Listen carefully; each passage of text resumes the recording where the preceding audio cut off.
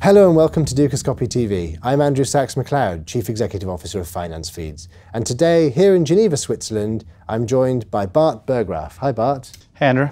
And Bart is partner at MediaGroup Worldwide, which is a specialist agency that works with the financial services industry. Brokers mainly, yeah. Mainly brokers. And Bart looks after the London side of the business. That's right. So today we're going to talk about acquisition, which is a subject on everybody's minds. Right, it's very sexy. It is indeed, certainly that. And certainly just as much that as it is problematic. Right, exactly.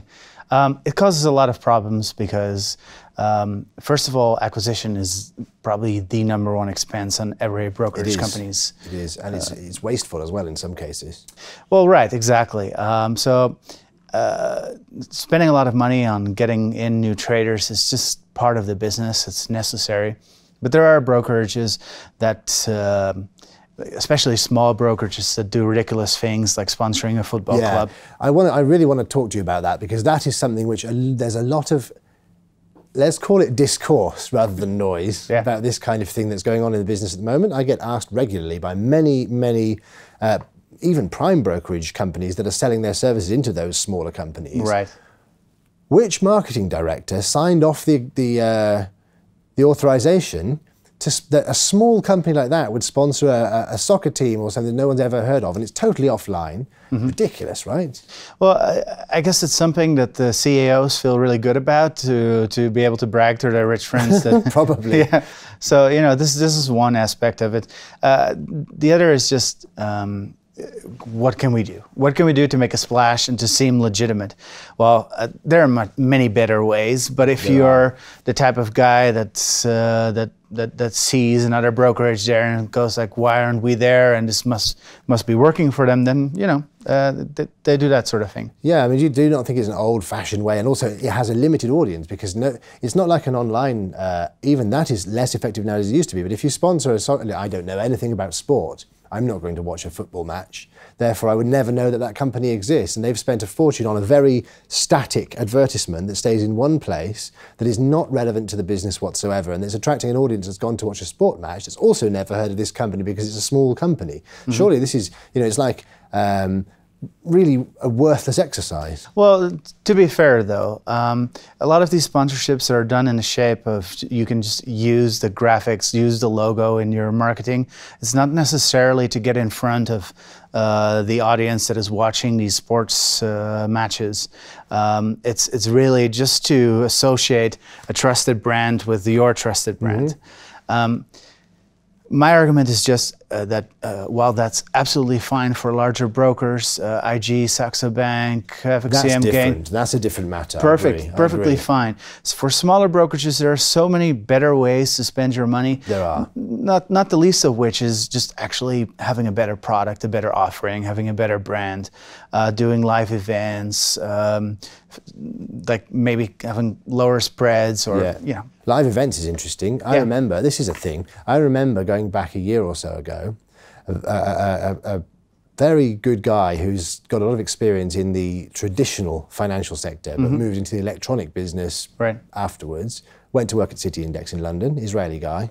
He then started the Israel division of City Index to take CFDs and a good quality British company to a very mature audience. What he did was absolutely no marketing whatsoever, used a network to bring those customers into the office and actually have high-touch meetings with those particular customers. And I went to one of them, and what I saw was a lot of 50-year-old experienced investors who knew what they were talking about, knew how to use the platforms and systems.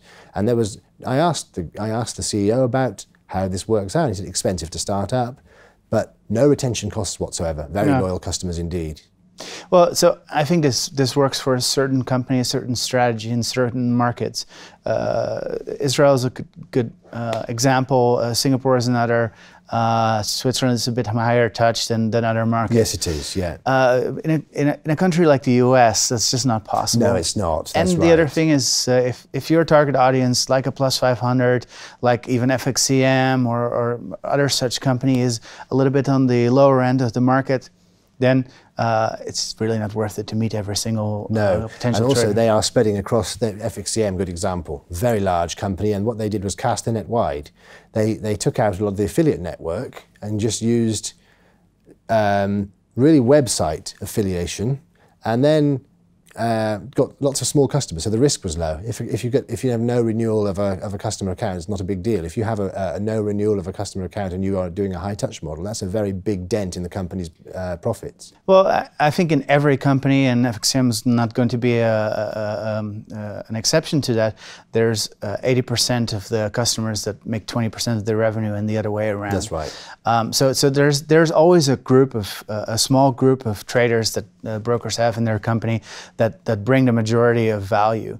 The problem is that it's just not possible to, on a very systemic and large scale, just to get that 20%. Yes, I agree. This is on the mind of every every CEO. But what ends up happening is, okay, they're going to have a higher touch model. They're going to have minimum account openings of 10,000 or more, and what ends up happening is that you just say no to all of those smaller accounts. Exactly. They're not getting more of the larger ones. So it's a perfectly legitimate model, and there are some companies that are doing better than others. Interactive Brokers has a huge a huge average account size. Yes, it does. It does, and somehow a very large net. They're doing very well. They have a very large net capital. Right. You see their annual report. They 3 or 4 times higher net capital than most of their rivals. Yeah, but they're not really, well, so maybe they would disagree, but I think that they get a lot of their funds from people that just park it and are not very active traders. Yes, that's true. That's very true. And some of the others in this industry that spend a lot more money on acquisition, they try to attract active traders. So this is a different business model. But different strokes, different folks. Some companies, they tend to focus on highly automated marketing. Some tend to focus on higher touch. It's just sort of finding your niche and then being very efficient operationally in doing that. Yeah, that's absolutely right. Let's finish on something quite controversial on that basis. Go for it. Would you, as somebody who is one of the most experienced people in this particular industry, in this particular subject, if a company, a well-known company, a good company, like one of the investment banks or a proprietary technology company, something like that, use geo-targeting, and you happen to be walking in New York or in London, and they knew you were there, and they sent you a message and you checked in somewhere, sent you a message saying, "Hey Bart, come and join us for a coffee," in their office. Right. This is specifically personal way of targeting through new technology. Would that be something that you would respond to, or would you just delete it? It's quite creepy, right? Yes. I mean, it's quite creepy when a bank sends you a message with your first name in it. It depends on the execution. I think the way it is going is that sort of personalization will be forbidden pretty soon because of privacy. Yeah, it could be. But what will happen is things like, okay, Google knows I'm interested in finance, probably they know I'm a trader. So then the marketing person at a brokerage house can go to Google and say, target anyone that's around here, and show on the map a little icon and say, a branch of this and this bank is close near. Right, that's interesting. Yeah. That is very interesting. Excellent. Thank you very much again for joining us, Bart. Not a problem. That was Bart Burggraaf, partner at MediaGroup Worldwide. I'm Andrew Saks-McLeod, CEO of Finance Feeds. Thank you for watching Dukascopy TV. See you next time. Goodbye.